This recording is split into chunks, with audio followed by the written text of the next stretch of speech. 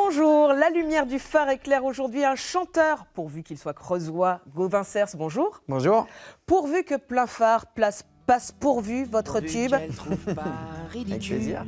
La phrase marquée sur mon pull. C'est la chanson qui vous a révélé il y a 2 ans seulement. Qu'est-ce que vous vous dites aujourd'hui pourvu que ça dure? Ouais, bah, j'ai la chance de faire un métier que j'ai toujours voulu faire, donc ouais, je savoure un petit peu la chance que j'ai et j'ai envie que ça continue évidemment. 2 ans, c'est court. Ouais, mais surtout ça s'est accéléré, on va dire, la dernière année parce que mon album est sorti en juin 2017, donc voilà, ça a été quand même assez vite et voilà, j'essaye de réaliser tout ce qui s'est passé depuis cette sortie-là, ouais. Épisode 1 de ce qui s'est passé, plein phare sur un appel de Phare et de Renault, le 8 octobre 2016 exactement. Ouais. Que vous a-t-il dit?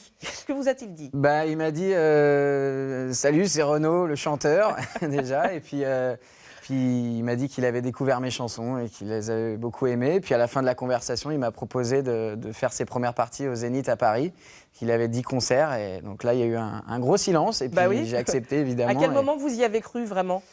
Bah, au début, je pensais que c'était... Renaud? Bah non, parce que je pensais que c'était une blague, et puis après je me suis dit que si quelqu'un me faisait cette blague-là, je le détesterais toute ma vie, donc j'ai vite compris que c'était lui, parce qu'il a quand même une voix facilement reconnaissable. Ouais. Et puis à la fin, il me propose de faire les premières parties au Zénith, donc on devait faire que les 10 dates au début à Paris, et puis finalement on a fait toute la tournée avec lui, donc ça a été une aventure incroyable. Et c'est comme ça que tout a commencé. Exactement. Finalement, que vous avez enchaîné sur un premier album, Voilà. le disque d'or, et Oui. puis maintenant le deuxième album en préparation. Ouais, je commence à avoir quelques chansons là dans les tiroirs, donc ça avance doucement. Plein phare sur le début du conte de fées. Il était une fois, Gauvin Cers, un petit creusois qui adorait la peinture. Ouais. C'est vrai? Ah oui, ouais, cette photo-là, ouais, je l'aime beaucoup. Vous aviez parce déjà une casquette à l'époque de parce que votre grand-père? je l'avais pas souvent, mais en tout cas, c'est vrai que cette photo-là, elle résume bien ce qui s'est passé ensuite, en tout cas, parce que je faisais un atelier photo au collège, et puis voilà, on avait mis en scène cette photo-là, et c'est la Creuse derrière qui coule. Donc c'est les vallées des peintres de la Creuse, et puis j'avais déjà la casquette, donc ouais, c'est assez drôle de la voir aujourd'hui. Vous êtes creusois et fier de l'être. Ouais, complètement. Vous le revendiquez, y compris dans vos chansons? Ouais, j'en parle assez souvent déjà. Le creusois, qu'est-ce que c'est que ça? Un gâteau pur beurre. Bah ça, c'était au Printemps de Bourges, parce que voilà, il y avait des antennes un peu régionales, et moi je représentais donc l'antenne du Limousin, et on avait ramené des creusois pour les faire goûter un petit peu à tous les autres. D'accord.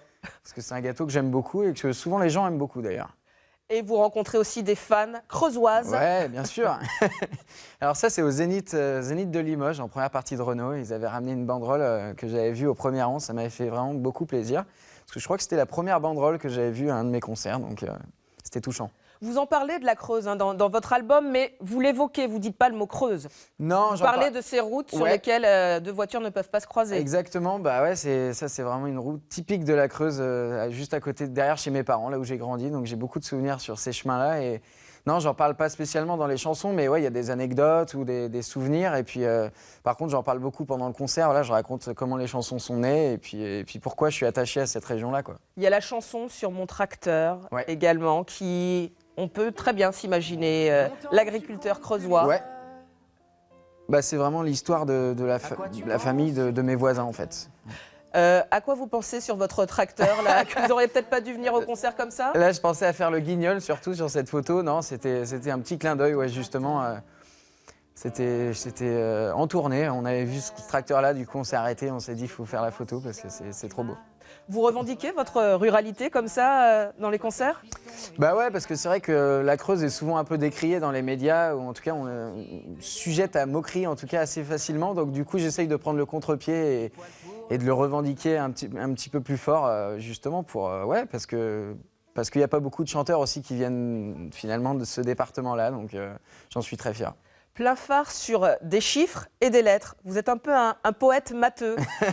Vous auriez pu être mathématicien. Bah ouais, j'ai eu un diplôme d'ingénieur et puis j'ai travaillé 1 an quand même dans une... voilà, j'ai fait ce métier-là pendant 1 an et puis j'ai arrêté un petit peu du jour au lendemain pour me lancer vraiment dans la musique et je regrette pas aujourd'hui parce que c'est vraiment le métier que j'ai toujours voulu faire, mais Mais j'avais assuré mes arrières quand même pour rassurer mes parents et puis me rassurer à moi aussi, avoir un petit plan B au cas où la musique marche pas. Vos parents, comment ils ont pris ça quand vous vous êtes dit, vous leur avez dit, je me lance dans la musique? Bah, ils m'ont quand même vachement soutenu assez rapidement. Après, je pense qu'ils avaient un petit peu peur quand même, mais ils ont été quand même d'un précieux soutien. Ils m'ont encouragé et puis ils ont vu que j'étais très motivé aussi, que je travaillais vraiment pour ça et que c'était pas juste une passion de passage, quoi.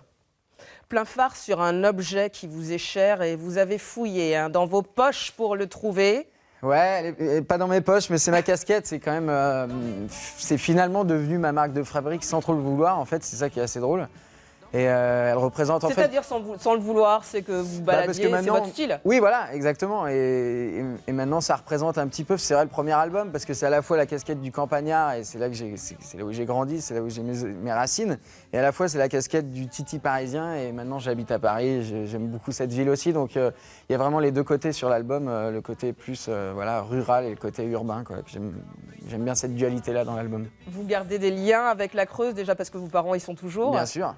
Et vous y voyez y habiter au quotidien? Bah, pas y habiter pour le moment, mais parce que voilà, là c'est vrai qu'il faut que je sois à Paris et puis pour la musique c'est quand même difficile de rester en Creuse, mais j'y reviens très souvent me ressourcer justement quand voilà, je suis un peu fatigué ou quand j'ai besoin de retrouver retrouver ma famille et puis profiter un peu des moments plus calmes, quoi. Et en concert également, c'est une terre qui bouge. La Creuse. Bah, j'y reviens souvent, pour le coup, on y joue très souvent et à chaque fois on a un accueil incroyable. Donc c'est l'enfant du pays. Voilà, exactement, c'est l'un des endroits où je préfère jouer, ça c'est sûr. Le patois creusois, vous le maîtrisez? Non, je connais pas bien, je connaissais juste une phrase, comment coveano. Je crois que ça veut dire comment ça va. Ouais. Et alors je sais plus comment on dit oui, mais je sais que c'est étang, ça veut dire et toi. Donc c'est comme ça que vous commencez vos concerts à Guéret, comment t'es à nous? Non, quand même pas. Merci beaucoup Gauvin Cers d'être venu avec plaisir. vos chansons dans la lumière du phare, pourvu que ça vous ait plu. Ça m'a plu, beaucoup.